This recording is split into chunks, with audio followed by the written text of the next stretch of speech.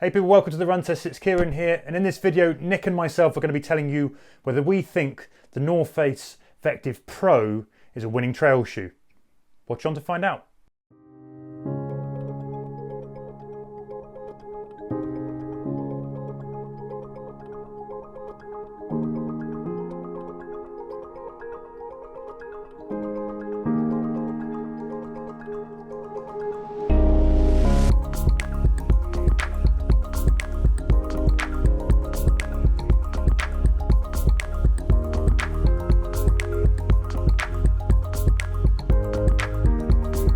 So some quick details then for the North Face Vectiv Pro, starting with price. These are going to come at £225 in the UK or $250 in the US. They've got a 6mm drop, that's a stack of 32mm in the heel and 26mm in the forefoot. On the outsole there you've got surface control 3.5mm lugs, and weight-wise they come in at 10.1 ounces or 286 grams. So moving on to some of the key features then, well, you've obviously got a big stack of proprietary Pebax blend super foam. That is actually softer and more responsive than the midsole material of the Flight Vectiv that we saw 2 years ago. That's working in combination with a Vectiv 2.0 3D carbon plate. Now interesting, that carbon plate has a different shape to it. It's got a 4-foot wings and it's also full. The whole midsole unit has an exaggerated rocker. Flip them over and you've got proprietary control rubber on the outsole with 3.5mm lugs for grip and durability. And up top you've got these mesh uppers that are really quite structured.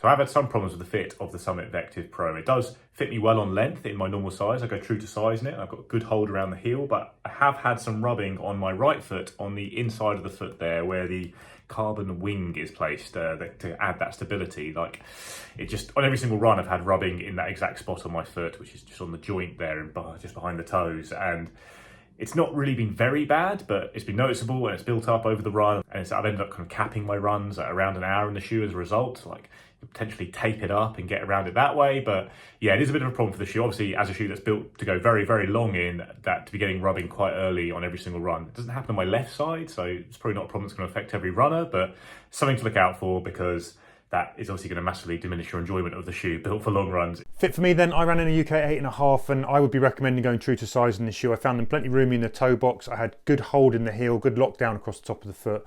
I didn't personally experience any kind of slipping, and yeah, recommend going true to size.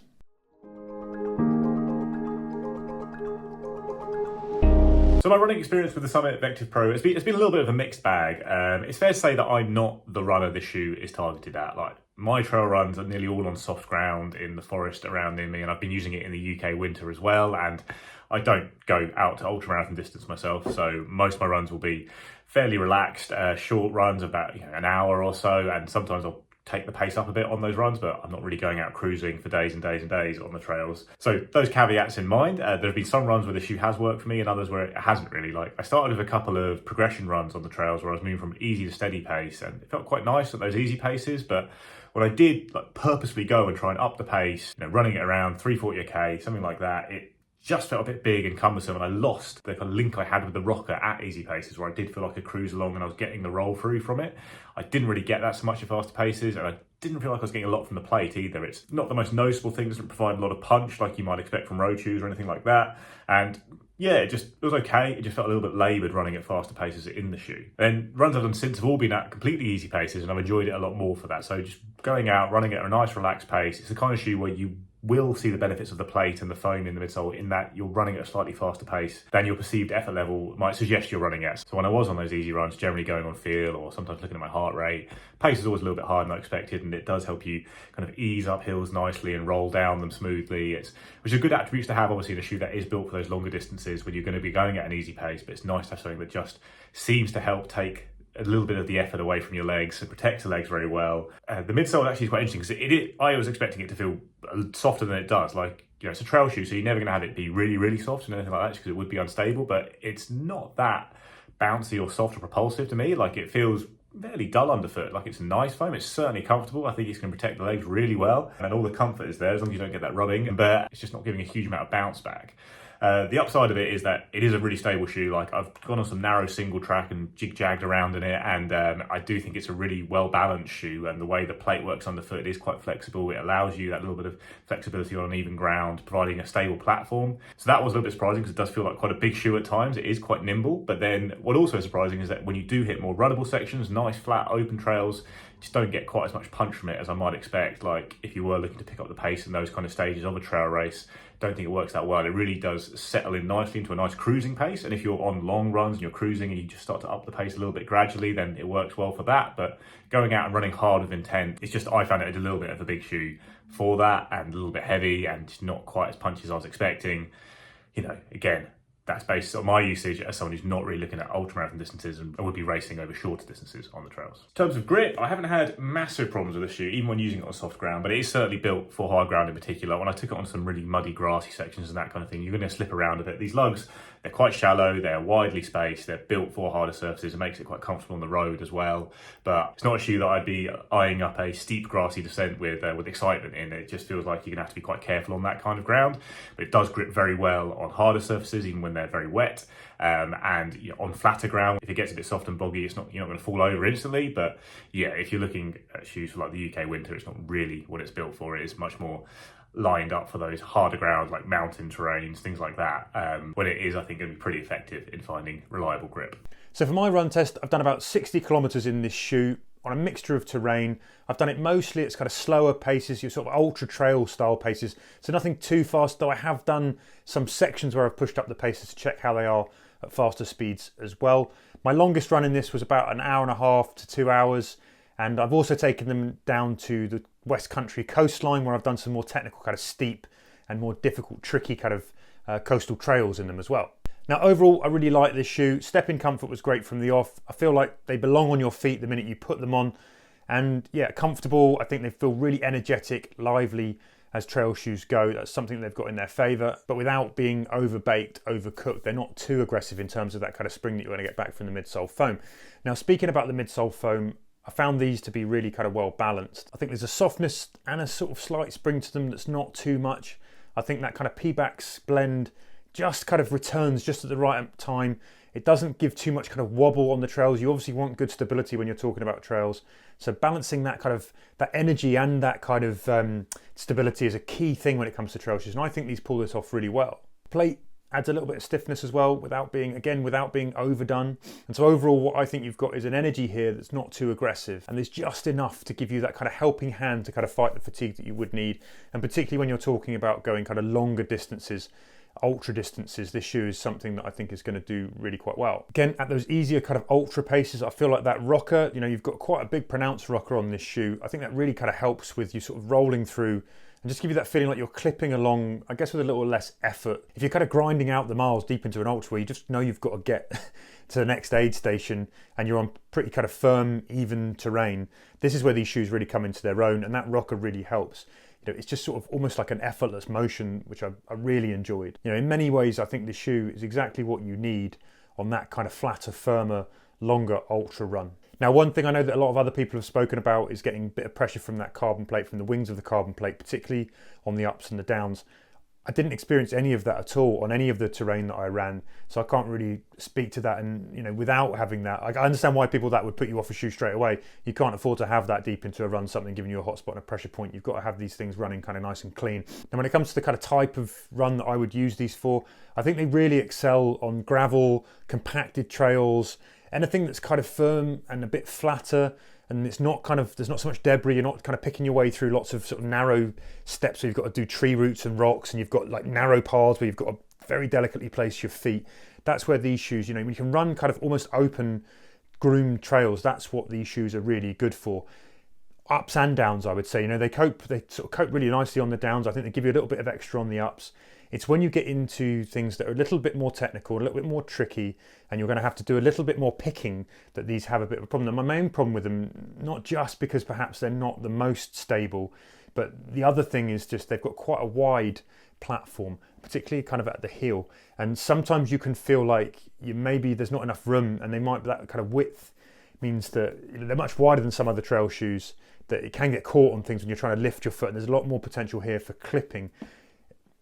That particularly happened when I was on the sort of coastal routes. So some of the paths that I ran were very, very narrow, and there was quite a lot going on, and you didn't feel quite so confident when you put your foot down. You weren't going to catch things on the way up. So that's one thing I think that these shoes might struggle with if you're going onto kind of mountain trails or tricky trails, where you've got less foot space basically to plant your feet. You know, where you've got a more reliable surface to run off, where you can really kind of plant your feet, engage that foam and the plate, and push off. Then that's where these shoes really excel. And in fact, that goes too for when you hit the tarmac. These shoes actually run as well as some road shoes that I've run in on the tarmac. You've got those kind of 3.5mm lugs. They're not too aggressive. The pattern's quite wide, so you know there's grip, but it's not crazy.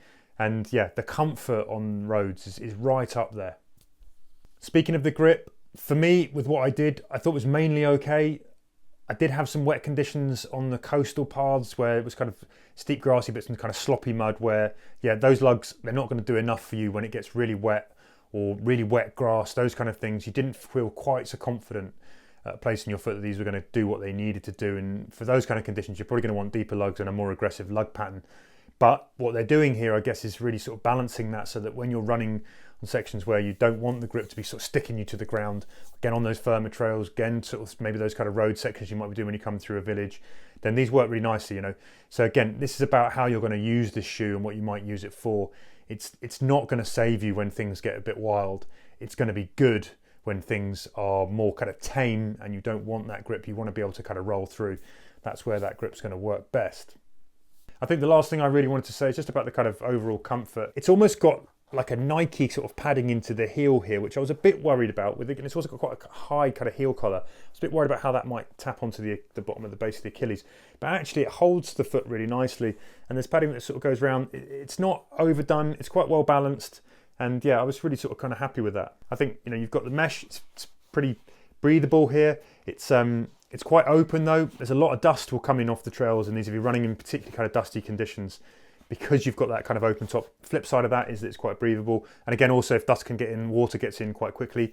But the other good thing is that once it gets in quite quickly, it can also dissipate quite quickly. So yeah, it sort of swings and roundabouts on that front as well. So the big caveat for me with the shoe is the rubbing involved. Like, it doesn't matter what kind of runner you are and what you're planning to use it for. If you're going to get rubbing on your forefoot quite early into runs, it's going to make it a hard one to recommend, especially if you're looking at ultramarathons when all those issues are going to be magnified tenfold. However, if that's not a problem for you, then I do think this is a pretty good shoe for its intended purpose, which is those very long runs on harder ground, mountain ground, you know, when you're moving at a fairly relaxed pace because you're running so far, and it just helps you tick along, help preserve a bit of energy, protects the legs well with this big stack of foam, and just, yeah, it's really a good supportive platform to do those kind of events at. Outside of that zone, I don't think it's a shoe I'd recommend. Like, it's not the perfect shoe for me on softer ground, doing mostly shorter runs. I prefer something lighter, more agile myself, with a bit more grip. Things like the Innovate Trailfly G270, for example, is the kind of shoe I'd be looking at for my longest trail runs around here, because it's got a bit of comfort, but it has the better grip and that slightly narrower, more agile profile. And then looking at some of the other carbon plate trail shoes I've tested, I do lean more towards things like the Tecton X and the Saucony Endorphin Edge. They are a bit lighter for one, they're a bit more nimble. I think, to me, they seem to give a little bit more. When I did hit runnable sections in those shoes, I feel like I did engage the plate a bit more and got a bit more punch back when running at pace, whereas this really feels like a very cruisy shoe that doesn't have that extra gear when you do want to try and run fast. Obviously you can run fast now, I just think it's not as enjoyable to try and pick up the pace substantially in as some of the other carbon plated trail shoes I've tested. And also, I'm not sure you're getting a massive boost in performance from the plate in the midsole, and obviously that feeds into its very high price. So if I was looking at something like the Hoka Speedgoat 5, for example, which is also a rocket shoe with a lot of cushioning, I feel like I got just as much back from it when running at pace, and I also found it just as comfortable and cruisy when moving at easier paces as well. So it's a really high price tag, and I think it is a shoe that's only going to provide a return on investment for that price tag if you really are hitting that exact sweet spot of what it's built for, which is those long runs on hard ground when you got all that protection and you're lining up mountain ultras, all that kind of stuff. Then yeah, maybe there's a case here for buying it. That's not the kind of runner I am, so I wouldn't do that myself. And even if you are that kind of runner, do watch out for that rubbing, because that can be a bit of a deal breaker with this shoe, I think. On balance, I'm a fan of this shoe, mainly because I think it suits the kind of trail running that I do really nicely. I tend to tackle kind of more mellow off-road, kind of easy trails, the kind of thing that I would call the UK. It's almost like rolling trails rather than anything kind of steep and technical and sort of really mountainous here in the UK, and this fits that perfectly. And I think if you're looking for a shoe to tackle kind of groomed, compacted, easy trails at very sort of easy to sort of medium paces without anything particularly crazy going on, I think this shoe fits the bill. You know, I can think of at least a dozen kind of trail ultras in the UK where this shoe would be a good choice. And one of the things I really love about it most, I think, is that it feels like a road shoe. It almost looks like a road shoe and it feels like a road shoe. A lot of road shoe DNA coming over here. I think there's a lot to be said for that, and we're going to see more shoes that sort of adopt that. Yeah, so if I had to sum it up, I'd say it's got good fit, good step-in comfort, happy over long distances in terms of the overall comfort, unless you get that hot spot from the carbon plate wing, which I don't. I think the ride adds just enough energy, just enough softness without overdoing it, being too aggressive, just enough stability for the things that aren't so much technical. Yeah, so I think overall it's like a really nice, well-balanced shoe, and it's one that I would happily do longer, easy ultras in for sure. That said, the one thing that I'm not so keen on is the price. At £225 in the UK, this is kind of way up there in terms of trail shoes.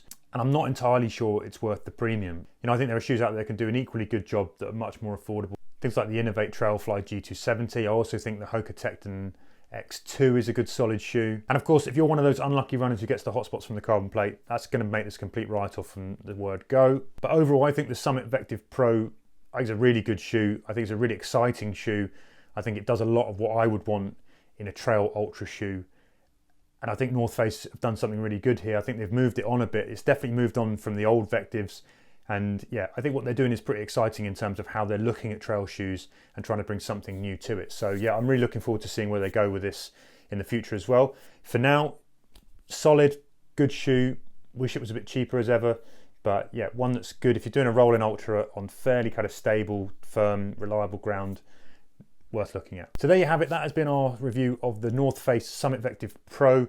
Hope you've enjoyed it. If you have any questions about this, hit us up in the comments below. Have you used this shoe? What do you think of it? Again, tell us. We love to hear your feedback. It's always interesting to hear what other people have found in products that are out there on the shelves right now. If you're interested in other trail shoes, there's a video appearing on the channel just about now that you'll want to watch.